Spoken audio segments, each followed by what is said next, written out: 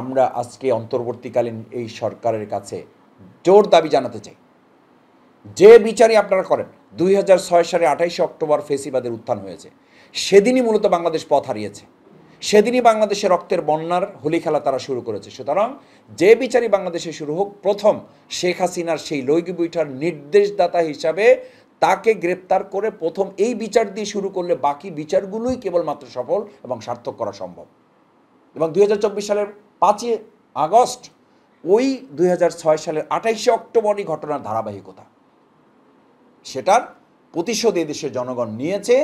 যে শেখ হাসিনা একটা ফ্যাসিস্ট, শেখ হাসিনা একটা খুনি, শেখ হাসিনার মধ্যে কোনো মানবিকতা নেই। যদি মানবিকতা থাকে তাহলে একটা দলের কর্মীদেরকে সে কি করে লগি এবং বৈঠা নিয়ে আসার নির্দেশ দিতে পারে, কি করে তার দলের কর্মীদের হাতে AK-47 ধরিয়ে দিতে পারে, চাইনিজ রাইফেল ধরিয়ে দিতে পারে। সেই সময় আমাদের এই ভাইদেরকে হত্যা করে মানে সাপের মতো পিটিয়ে যারা মেরেছে, আমাদের ভাইদের লাশের উপরে নৃত্য করেছে, কতটা মানে ইমোশনাল ব্যাপার এটা। আপনারা আসলে ওই দিনের ঘটনাগুলো চোখে না দেখলে এগুলো বর্ণনা করে শেষ করা যাবে না, বর্ণনা করে তুলে ধরা যাবে না। আমাদের ছাত্র জনতা জুলাই এবং আগস্টে যে গণ অভ্যুত্থান করেছেন, সেই গণ অভ্যুত্থানের আমরা আমাদের ভাইদেরকে স্মরণ করছি। আল্লাহ তাদেরকেও 2006 সালের শহীদদের সাথে কবুলে মঞ্জুর করুন।